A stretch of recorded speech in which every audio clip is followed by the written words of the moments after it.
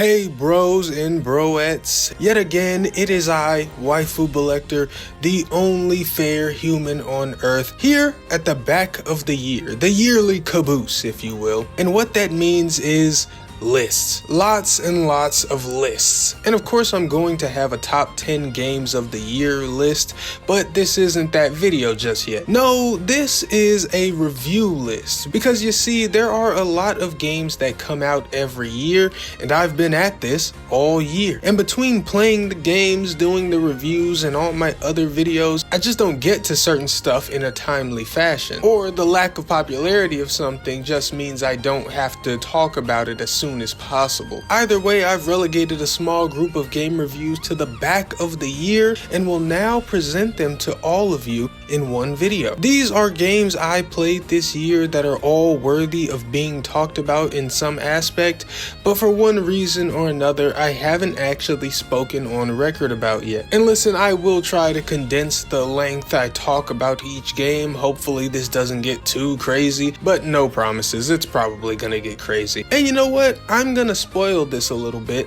because to be honest, this is the 7.5 show. I didn't mean for it to be, but it turned out that way. 4 of the 6 games we're gonna talk about today, I rated a 7.5 out of 10. To be honest, even outside of this video, that was just kind of a prominent number in game quality this year, if you ask me. 2024 might be a 7.5 overall, but whatever. So there's a little spoiler for you. Alright though, remember to like the video and consider subscribing if it ends up being something you enjoy. But without further ado, let's review. For our first game today, we're talking about one that came out all the way back in January, Granblue Fantasy ReLink.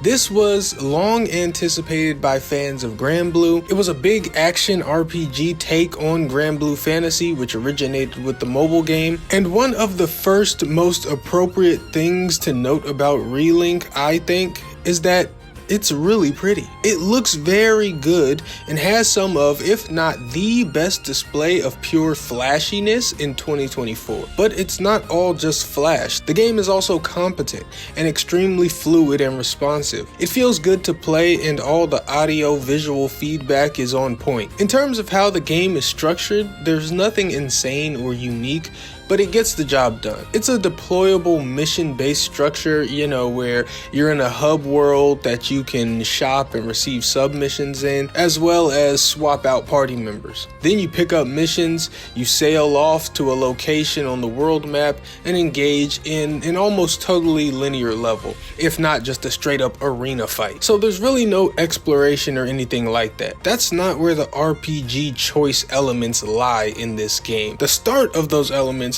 is in the option to grind for XP. There is grinding that can be done by just doing every single side mission and or replaying side missions over and over. And to me, grinding doesn't need to be necessary or anything, but it should be possible in RPGs, in my opinion. Otherwise, why have this leveling system at all, really? And if you decide to grind in this game, it's still pretty enjoyable because the game is just fun to play. More of ReLink's choice aspects come into play with party composition. There are a lot of different characters, some who are primary to the story, and others who are playable but not relevant. And they all have different playstyles and combinations of abilities. Basically, you have a party of 4, but you only control one character, that character being whomever you choose to make the leader. Then you pick 3 companions who will automatically fight independently alongside you.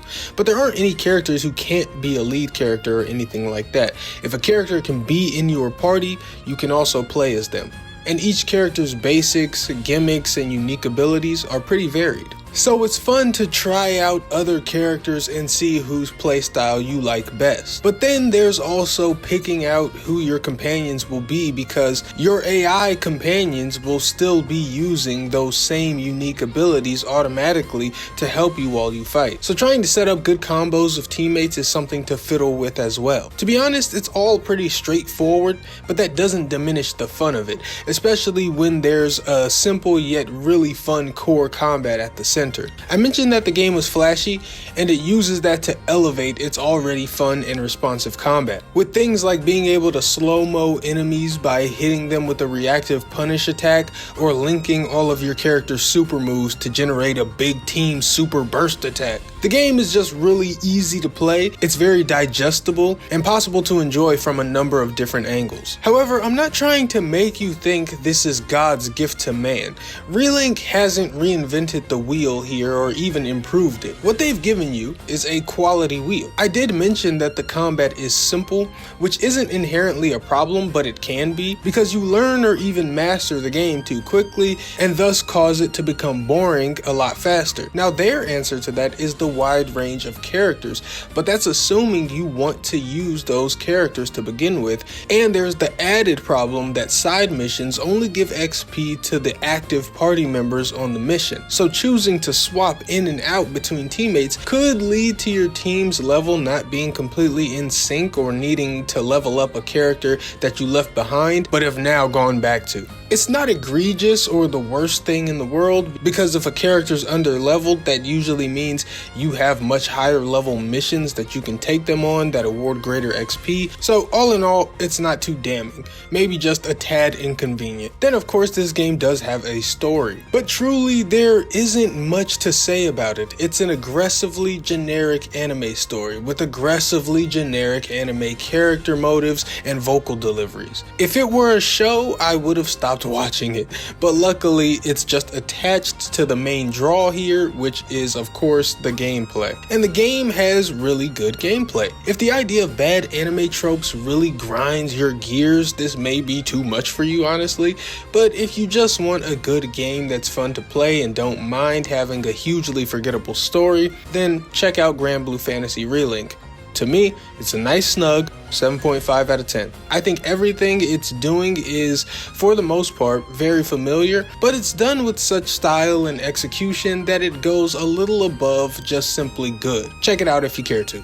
Anyway, our next game also comes from very early in the year, Banishers, Ghosts of New Eden. Banishers was developed by Dogma, the studio most famously known for the first two Life is Strange games. They've made a lot of games, but typically you think of Life is Strange when you hear Dogma. And obviously they are known for dialogue-driven, story-driven, decision-heavy narrative adventure games, where most of what you participate in simply consists of influencing the story rather than you assuming direct action being the important bit. Not that they've never put any action into their games, but it's far from what they're known for, and they butter their bread with the sort of graphic novel adventure games their fans expect. However, here in Banishers, we see Dogma taking on a project that requires a lot more involvement of the player in the form of an action RPG. And they certainly must have had an internal commitment toward action, because they don't skimp out on it. There is lots of combat, and it isn't shoddily done either. Most combat encounters are pretty well thought out and can provide some challenge, especially in situations where you're underleveled for side content or an actual optional challenge event. It very much plays like God of War 2018 and Ragnarok, albeit a cruder, less polished version. But the use of their own unique thematics sometimes makes things you've seen in other games feel wholly original, even if that isn't the case. Like, stance switching to do better damage to specific enemies is nothing new, but because you actively shift from your living protagonist Red to the ghost protagonist Antea, rather than a weapon change or something, it feels very fresh. I do remember the impact of hits, however, not having great feedback or sound effects. Not like I didn't know when I had landed a hit or anything, but it just could have been so much more satisfying if hits didn't have this poofy sound like hitting a bag of rice. There's also a decent amount of puzzles, as you may expect from something structured similarly to God of War. And from what I remember, they're nothing great, nothing terrible, just some overall decent puzzles thrown in. Now, the actual RPG aspects of gear and stuff are pretty minimal. The parts that affect combat are pretty minimal. While there's plenty of side content that could provide you with optional XP, which then can get you more skill points faster, the actual track of of weapon upgrades is a fairly linear one. Just keep playing the game and you'll keep getting better stuff, regardless of side content. And any sense of creating builds or having build variety is very meager. It's very much like God of War 2018 in the way and amount that it chooses to include RPG elements in its combat. But while the combat is good, fully competent, yet a rough around the edges take on God of War style arena combat, Banishers still makes its impressions where Don't Nod has always made their impressions in their writing. And let me tell you, this game is written well, very well in certain areas. For one, this world, mythos, and lore is so much fuller than I'd anticipated. It's a well thought out world that explores some fresh concepts around the idea of ghosts and the afterlife, but let me just explain a bit of the premise. You play as a married couple named Red and Antea, who are both Banishers. And just like the name sounds, Banishers are a guild of individuals who specialize in investigating and exorcising spirits, either peacefully or via banishment. When investigating an extremely powerful malevolent spirit in the newly settled town of New Eden, Antea is killed. But her spirit can't move on because of the unfinished business she has, and so all the while in the lead up to the finish, you have to decide on whether you'll tamper with dark magics to try and bring Antea back, or let her go in peace by the end. And that's the very basic version of the premise. And throughout the game, you also are often acting as a paranormal investigator of sorts. And when you've heard everything in a particular case and you find the ghost responsible in one way or another, you can choose to either banish or ascend the spirit, with the essences of banished souls being required for the dark ritual that would bring Antea back in the end. Meaning that if you were trying to bring her back, then at some point in the game you'll likely end up having to blame a spirit even if it isn't entirely just. So they weave these kind of moral dilemmas into the decision making, which is pretty standard for creating engaging decisions in games. Sometimes a ghost might not truly be to blame, but it's just a bit of an asshole, so you may be tempted to blame them anyway. That sort of thing.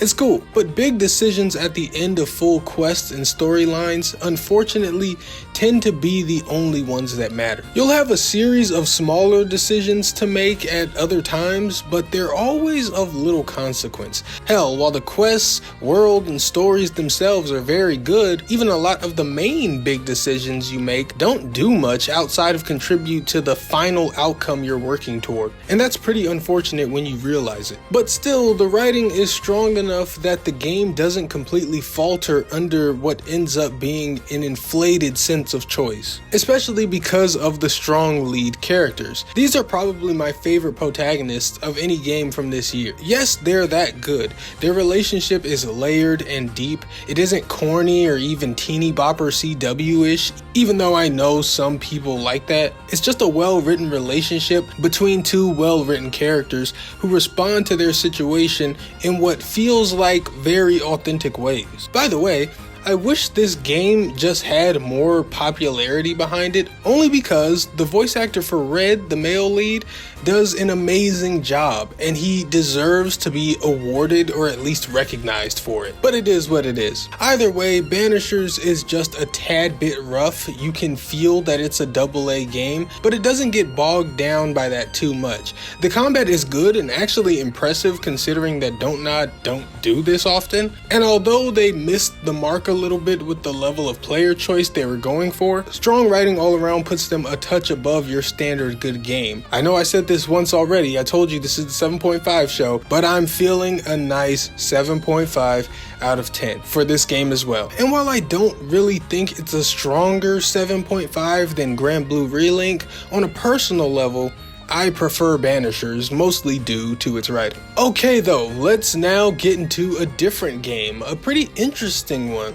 Dragon's Dogma 2. So, Dragon's Dogma 2 is of course a fantasy RPG, and there are a lot of fantasy RPGs. But this is one with its own unique feel, for better or for worse. Because yes, there are classes and quests and monsters and of course dragons, but Dragon's Dogma has its own unique feel. They're going for something, they're trying to do a thing, and they get it done. However, sometimes it's to the detriment of the game's enjoyment. So in a lot of ways, Dragon's Dogma 2 is what you expect from a big fantasy RPG adventure, but it also is very different and odd. This game takes the approach of trying to realistically implement what it'd be like to brave a dangerous fantasy world. And in a lot of aspects, that approach is really cool. For one, it just gives the game an overall unique identity to it. But let's get a little bit more specific. The combat in particular is appropriately grueling in my opinion. It's not outlandishly hard or anything, but encounters are certainly more drawn out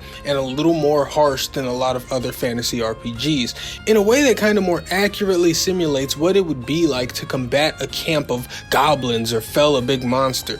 Theoretically, I mean, because it's obviously impossible to accurately simulate something that's completely fictional. But you know what I mean. And at lower levels, fights with big monsters can be going well for a long time, only for a single dynamic slip up to cause your party's downfall. I say dynamic because you are fighting these monsters in the environments you're in, and the terrain can play a big factor. For example, I remember fighting a troll for a good long while, and everything was going well until it caught me with a big drop kick, and I happened to be standing near a cliff.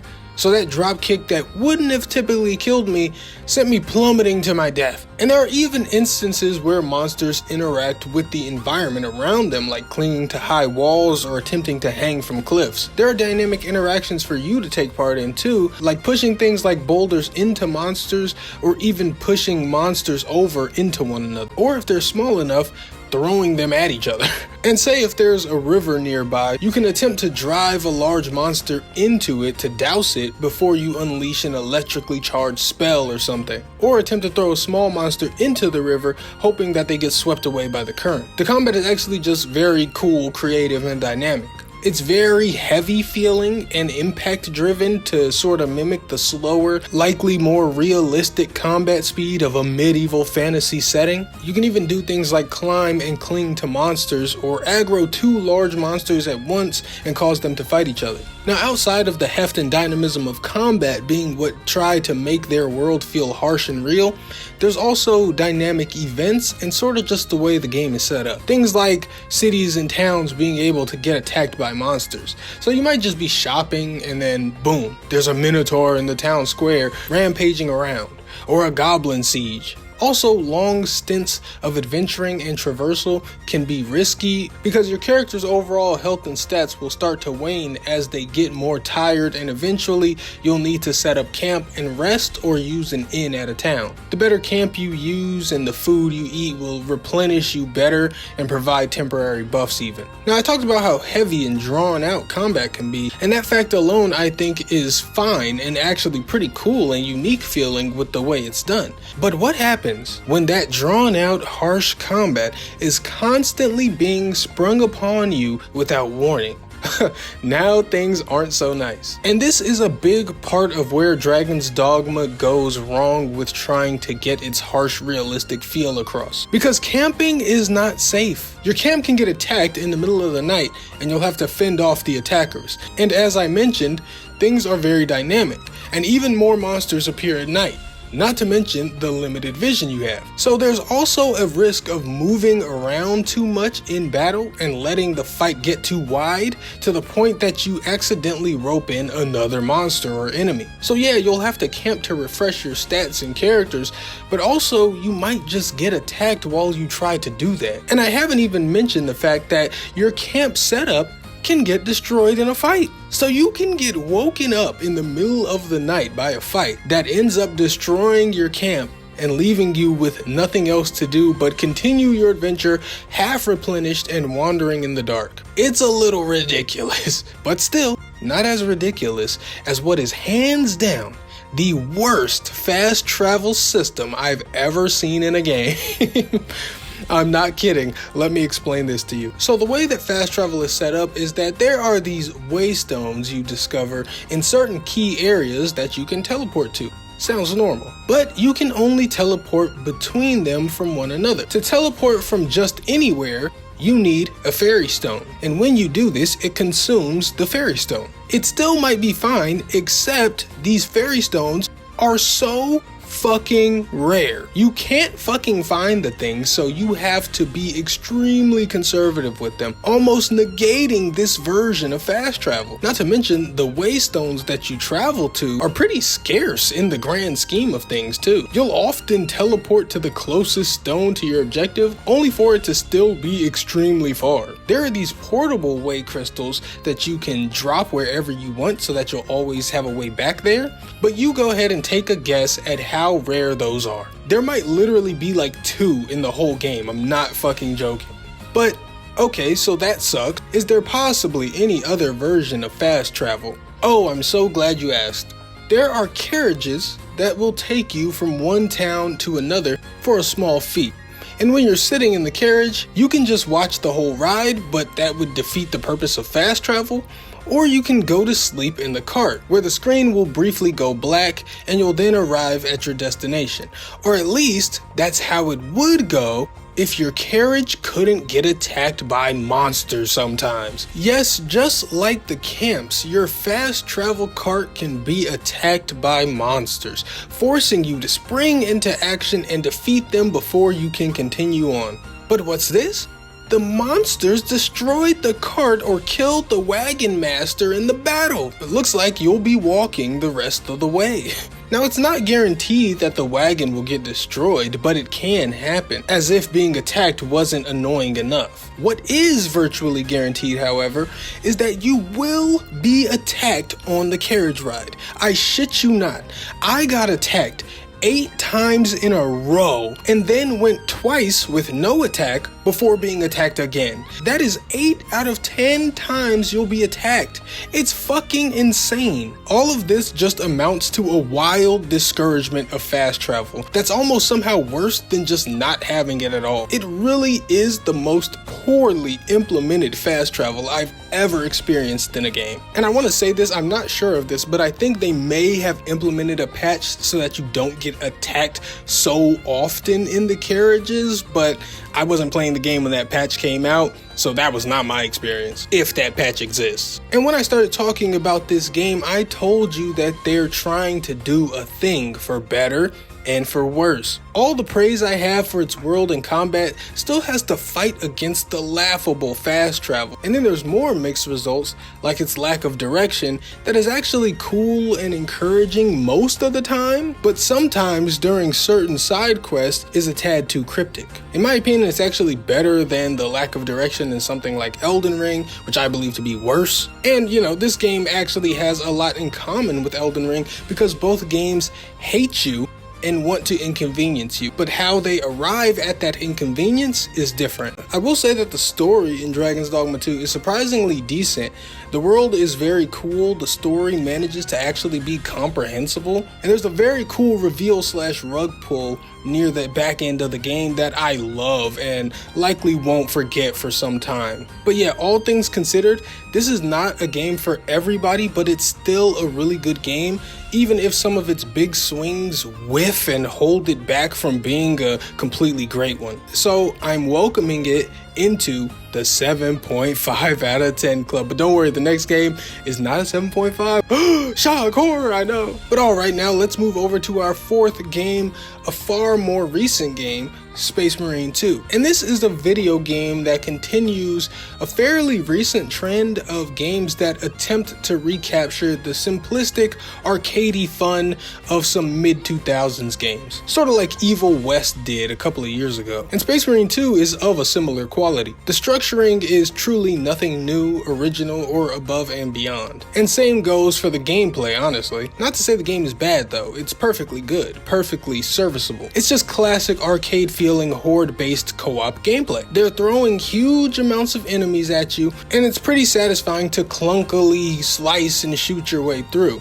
I say clunkily because you are a Space Marine, so everything is appropriately heavy feeling. Big heavy swings, big impactful shooting, and it adds to the immersion of being these big bulky walking tanks. It's good horde mission-based gameplay, but it does only do what it's supposed to, no more, no less. As a result, So there truly isn't much to say about this game. If you've played horde-based co-op games, then you know exactly what this is, and it's not notably better or worse than most of them. Now, there's a number of different guns and melee weapons that you can play around with, but to be honest, nothing leaves a huge impression or even feels very impressive. This also extends to the game's story, which is just some middle-of-the-road, not too deep or exciting kind of stuff. But I must reiterate, the game is not bad. It's up to code enough and fun enough that I think it is deserving of the people's passing grade. It's just that it literally doesn't do a single thing to go beyond that. The game is good, but there isn't a single aspect about it where I can't think of a game that's done it better, as well as games that have done it worse. And my knowledge of those worse games is why I know that this game is good. But thinking of those better games with such ease is why I know that Space Marine 2 isn't anything beyond good. To be truthful, the only difference in recommendation between Space Marine 2 and something like Aliens Fireteam Elite from a few years ago would simply boil down to which mythos you liked better. Space Marine 2 is certainly fun enough for the hours it needs to be, mostly carried by looking nice and being decently dynamic at it. But if you aren't a big Warhammer fan, a few months on, you might forget that you even played it because of the swath of other similar games that it doesn't bother to differentiate itself from. To me, a 7 out of 10 feels accurate. Honestly, I'm not too sure where anything above that comes from, but whatever. Moving on. Let's now talk about the Plucky Squire. This was a pretty anticipated indie game that kinda hooked people's interest with its blend of 2D and 3D aesthetics, and I was one of those people who thought the game looked interesting. But to be completely honest, it was thoroughly better than I thought it would be. This is a really great game that just bursts with wholesomeness and creativity. You are a character in a storybook named Jot, and the villain of the storybook is tired of always losing, so he's trying to change the story, but the story inspires the creativity of the child that owns the book, so if the story changes, it could ruin his future. So what you're trying to do is ensure that the story remains the same by defeating the villain. It's already a pretty creative setup, and I just explained it literally as fast as I could, but this kind of layered creative charm is present at nearly every turn throughout the game. It's also paced very well and keeps things flowing and fresh throughout its 8 to 9 hour runtime. What this game loves to do is surprise you. Of course, the first big surprise is going from a 2D action adventure game to your character literally popping out of the book and onto the desk it's on in a shift to 3D action platformer. And that big surprise is a core mechanic where you'll be jumping in and out of the book to retrieve things and solve puzzles. And some of those puzzles are really satisfying with the creative way that they're solved. There's also a fun puzzle mechanic where you remove words from sentences in the book and replace them with other words, causing the world to change. So you might see a sentence that says the door was locked, and you'd replace locked with open to open the door. The tricky part is finding where the word you need is in other sentences, and there are puzzles usually to even get access to the correct sentence. There's nothing too insanely mind-melting. You can feel that this is a game meant to be enjoyed by all ages, but as I said, there are some actually impressively satisfying puzzle solutions from time to time. Now, of course, nothing in this game is crazy challenging or anything, so like with all games that may be so incredibly chill, it runs the risk of boring you. But the Plucky Squire gets around that by simply changing what you're doing at a rapid pace. They are almost always hitting you with a new mini game that's easy to learn and understand, or one that's already an established genre that you're likely familiar with. And the game seems determined to cram in as many odes to game genres as they can, while that simultaneously keeps the game fresh and engaging. All the while, the story and characters are being very cutesy and endearing. Still, it isn't the world's most perfect game, even if it is a great one. As I said, the game is cramming in an insane amount of existing genres in the form of bite-sized sections. However, these genres do exist and aren't the most complex or challenging. So while they keep the game fresh, I think the game could have been made all the fresher had some of these mini game genre swap sections been more original game styles, and enhanced further still if those original styles were made decently complex. Not insanely complex, but just a touch more. There also could have been the addition of more things to earn, like outfits for Jot or something along those lines, but at this point I'm picking apart the things that make the difference between a great game and an outright outstanding one. At the end of the day, I think it's very likely that if you play this game you'll have a good time, especially if you have the ability to enjoy and see the value in things that aren't purely dark and dour. In my little old opinion, this game is a nice hearty 8.5 out of 10. It's very good. Give it a try if you're even a little bit interested. But okay, now let's talk about the final game that I'm gonna talk about in this video, and it's definitely the most recent, Dragon Age the Veilgurd. And I've gotta tell you, this is a fascinating one. I was kind of baffled by this game for a while, so let's get into it. First off, it's not that the game is bad. It isn't. So we can get that exact thought out of our heads. Dragon Age Veilgurd is a big ol' fat fantasy RPG adventure, and as such it has everything you'd expect it to have. Quests, companions, gear, leveling up, all that good stuff. Not to mention good graphics to boot. And that's all well and good, but it's more about how your game is doing those things. And I think that all the things are done in an averagely good way, but then the game is elevated slightly through above average presentation. The graphics, environmental design, and vibrant art style are what push the game slightly beyond. Slightly. And it's not even that it's insanely, absurdly distinctive or overly creative, it's just that it's polished, man. It's polished like a gemstone. Like if you have a rock and present it fresh out the dirt, and I have a rock and I've brushed, dusted, and polished it, my rock is a little better than yours because of what I've done. But it is still a rock. And underneath Veilgurd's polish, that is hard work that I do appreciate, that ever so slightly boosts the game up. Underneath that, it is a mildly big, standard sort of toothless game. And I don't mean for that to sound too harsh, but as big as the game is and as much as you can play it for 80 hours and not see all the content, everything I said about Space Marine 2 and its genre type kinda applies to Veilgurd and RPGs, except with Space Marine, you remove the exceptional polish. But let's get a little bit specific. So the combat of this game kept reminding me of something I kept constantly comparing to Veilgurd, Hogwarts Legacy.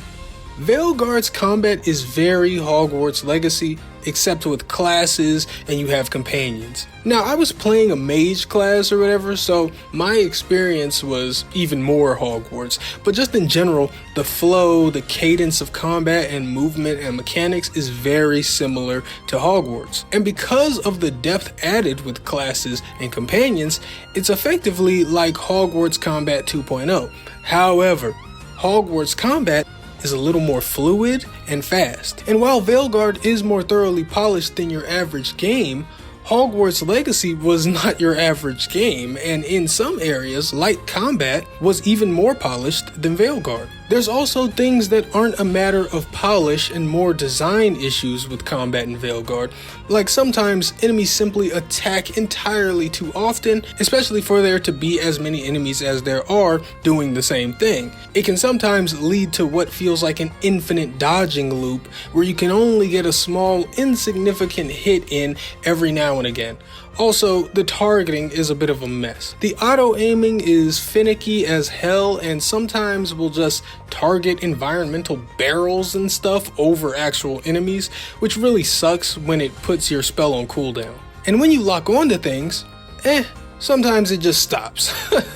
No, I'm not kidding. So, while on paper and in moments the combat is Hogwarts 2.0, some of the finer points are missed in actuality, then leaving you with a sum of a decently good combat system, all things considered. Now I'm just going to keep comparing this game to Hogwarts because I think it's a good point of comparison. Veilgurd has good side content. It isn't the most compelling side content in the world. It starts off feeling like you might want to just ignore it mostly, but the more you go on, the better it gets, and there are some genuinely interesting side quests that pop up. In comparison, the side content here in Veilgurd is pretty handily better than that of Hogwarts Legacy if you've played that game, but that still doesn't mean that Veilgurd stuff is amazing, just that Hogwarts side content was one of the weaker points of that game. In totality, like most of Veilgurd, the side quests are good, not great, but then there's the writing. And the overall overarching story writing and narrative thread is pretty mediocre across the board. However, the specific character and companion work goes from genuinely really good at times to just horribly pandering, corny, try-hard nonsense in other moments. And it's not like there's just a point in the game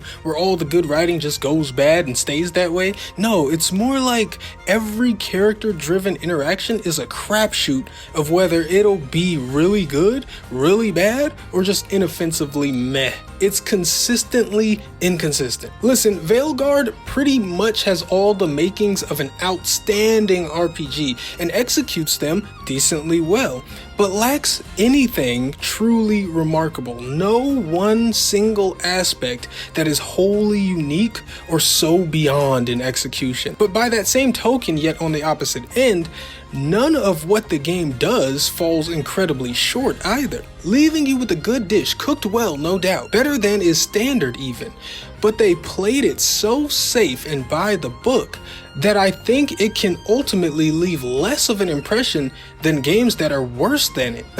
It's so interesting because I do think this is a very good game, but it's like a boring elite athlete where it's like, oh, that player is great. Undoubtedly, he has the stats, the numbers, but also he's nobody's favorite player.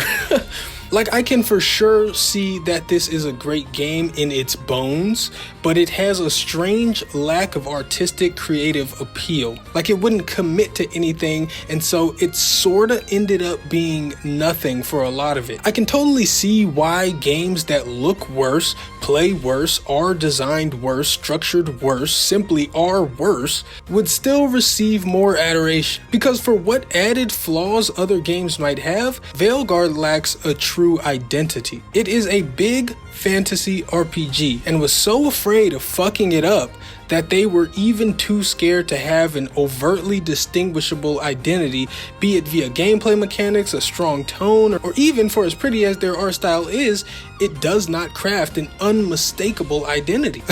I hope I made that make sense. It's tough to explain, but that's why I found this game so interesting and went back and forth on a score. I was workshopping how to approach a review of this game in my head, and this is what I've got. Altogether, like the first few games we spoke about, I feel like Veilgurd is a 7.5 out of 10. But I think my words are far more important than the simple score, especially in this game's case. Okay, alrighty though, we are finally finished. That was it. 6 games I wanted to talk about this year, but hadn't gotten around to talking about. And hopefully you saw or heard something worthwhile that may have piqued your interest. Drop a comment if you plan on playing any of these games, or if you've played any of these games, feel free to let me know what you think.